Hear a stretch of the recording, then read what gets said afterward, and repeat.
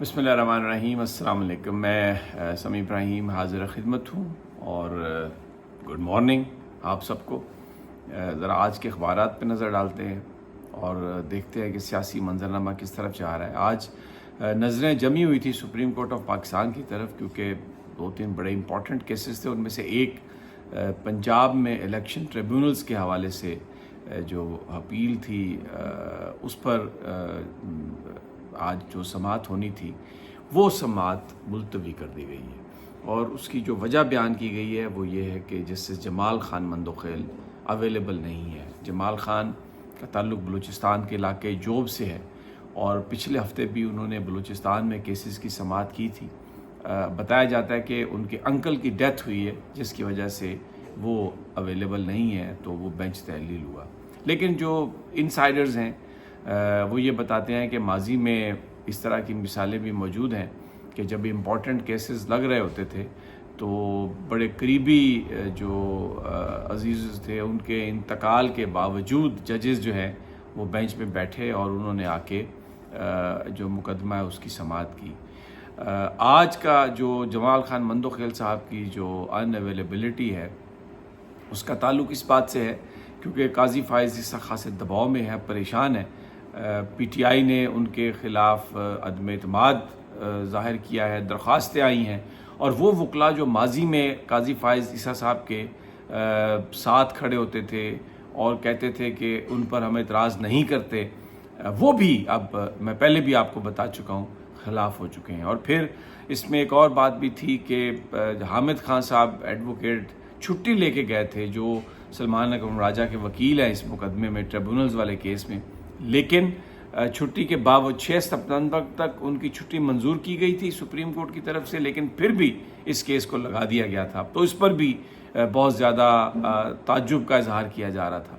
PTI इस फैसले से खासी खुश है, ये जो आज जो डीलिस्ट हुआ है यह केस, क्योंकि जो इस वक्त जो बेंच की कंपोजिशन है और जिस तरीके से काजी फायज़ ईसा बेंच के सरबराह बने हुए हैं और जो कोशिश कर रहे थे, पीटीआई को नहीं लगता कि उनको यहाँ से इंसाफ मिलेगा, ना उनके अब हामी वकला को ऐसा लगता है कि यहाँ से सुप्रीम कोर्ट उन्हें इंसाफ देगी। तो वो इस हवाले से खासे मुतमईन नज़र आ रहे हैं कि अब ये केस जो है ये डीलिस्ट हो गया। और दूसरी जानिब जो फ़ैसला है नज़र सानी ये जो इसका केस का जो स्पेशल सीट्स का वो भी अभी तक नहीं आया और नहीं लिखा गया।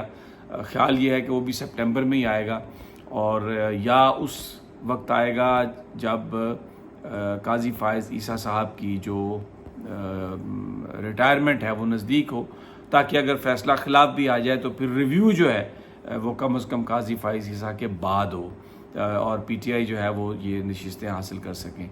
और सूरत हाल खासी टेंस नज़र आ रही है सुप्रीम कोर्ट में, जो धड़े हैं वकला के मुखालिफ एक दूसरे के, वो भी और जजेस भी एक पूरी तरह ग्रुपिंग में जो बने हुए हैं, बटे हुए हैं। दूसरा मामला है केपी गवर्नमेंट का, उसमें इमरान खान ने ये हदायत की है कि जो वहाँ के जो इख्तिलाफ़ात हैं उनको ख़त्म किया जाए। और शकील अहमद जो सूबाई वज़ीर हैं जिनके ऊपर ये इल्ज़ाम लगाया गया है कि उनकी करप्शन साबित हो गई, जबकि उनके हामी लोग ये कहते हैं कि एक साजिश के तहत उनको निशाना बनाया जा रहा है। लेकिन इमरान खान की जो हदायत है वो ये है कि जो केपी की असम्बली है उसको वो मुतासर होगी और अली अमीन गंडापुर पर इस वक्त जो तनकीद है उसका सियासी फ़ायदा उठाने की कोशिश करेंगे नून लीग और पीपल्स पार्टी वाले और एस्टैब्लिशमेंट का वो धड़ा जो पीटीआई के ख़िलाफ़ है।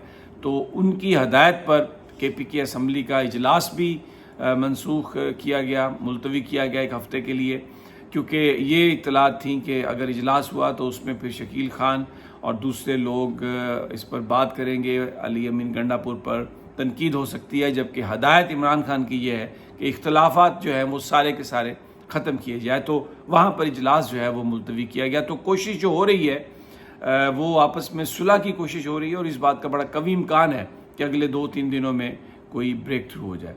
لیکن آج ایک بڑا انٹرسٹنگ آرٹیکل چھاپا ہے انصار عباسی صاحب نے.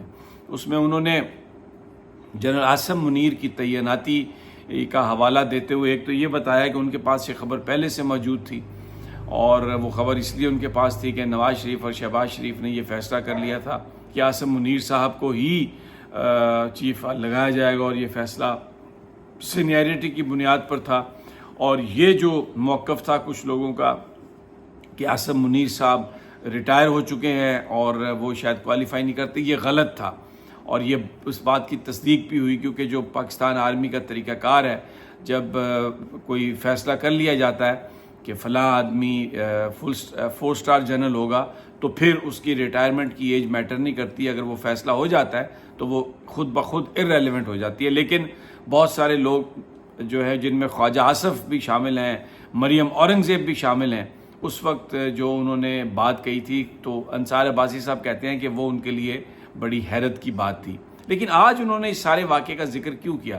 انہوں نے اینڈ میں یہ لکھا ہے کہ جنرل باجوہ کے حوالے سے جو گفتگو ہو رہی ہے ملک احمد کی اور خواجہ آصف کی، وہ شاید بہتر یہ ہوگا کہ وہ اس میں جو اصل جو کنسرن لوگ ہیں ان کے ساتھ بات چیت ہو جائے تو آپ کو حقائق کا علم ہوگا.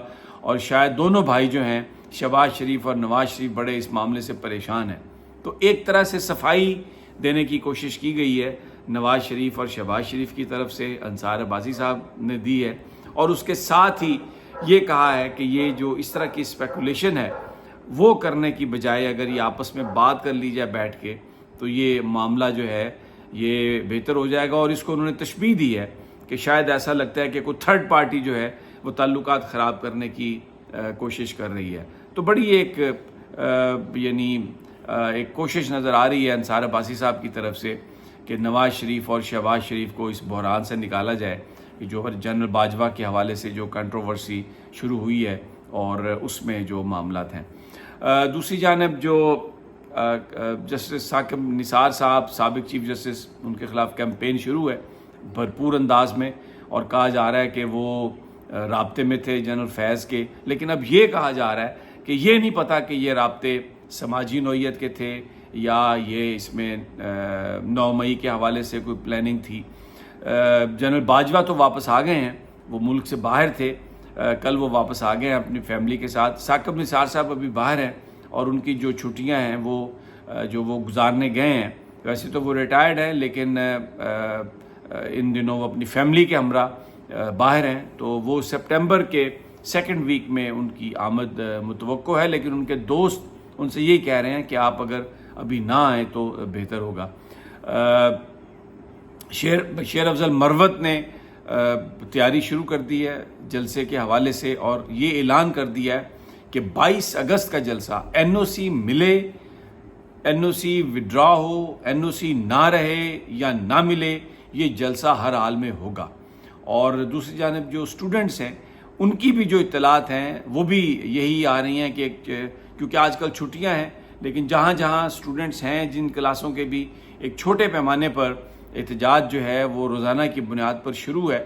اور لگ یہ رہا ہے کہ یہ بڑا ایونٹ فل دن ہوں گے اگست کے بھی اور سپٹمبر کے، کیونکہ حکومت کی جو کوشش نظر آ رہی ہے وہ یہ ہے کہ عمران خان کو بالکل آئسولیٹ کر دیا جائے اور یہ جو ان کو سزا دے دی جائے 190 ملین پاؤنڈ کے کیس میں، تاکہ ان کی جو رہائی کا معاملہ ہے وہ پینڈنگ ہو جائے چند مہینوں کے لیے. اور اسی بیچوں بیچ عمران خان کو یہ جو 9 مئی جنرل فیض اور یہ جو دوسرے معاملات ہیں ان میں الجھا کر تو ان کو بھیج دیا جائے کسی ایسی جگہ جہاں پر نہ ان کی وکلاء سے ایکسیس ہو، نہ صحافیوں سے ایکسیس ہو، نہ پارٹی کے لوگوں سے ایکسیس ہو، مکمل قید تنہائی ہو.